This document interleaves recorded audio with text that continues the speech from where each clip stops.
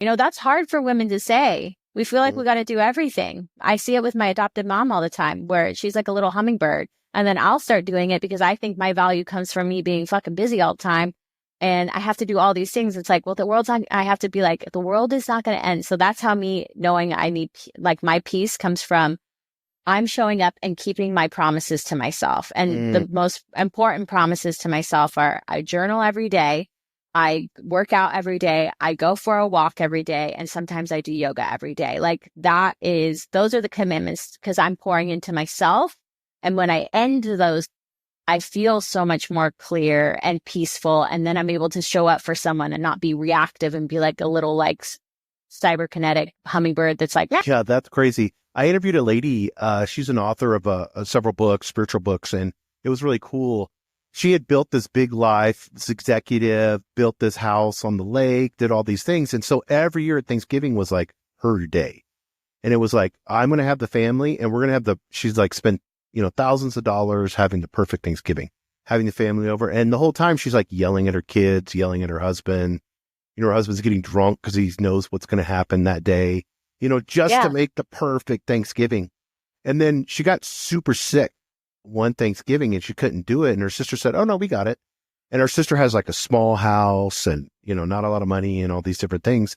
And she's like, hey, just people can bring over. Well, she kind of felt like good enough to where she could kind of go if she kind of stayed away from people. She felt like it was kind of over. Mm-hmm. So she went and she's sitting there kind of sick feeling mentally too. And she's like, oh, look, everybody's having fun without me. Like, oh, look, everybody still had Thanksgiving. Like, it didn't have to be like this Martha Stewart thing, and like you said, I don't have to go to every birthday party. It's just a fucking day. Thanksgiving or Christmas is just a day. It's not, I've been on vacations purposely to get away from all that bullshit. No, I do that all the time. But I think it's remembering, and that's why like journaling is so important, is like, it's really easy to forget because we've been thinking in a thought pattern a certain way for so long about stuff that we have to reprogram ourselves. So like journaling for me helps me remember like, this is why I'm doing this. This is why I'm saying no. And it's like that piece into knowing, like I'm not going to do that because it doesn't serve me and it doesn't bring me joy and doesn't make me happy. So I'm going to focus on the things that bring me happy. And maybe that just means doing less. But journaling constantly reminds me of like, who do I want to be? And like, what is important to me?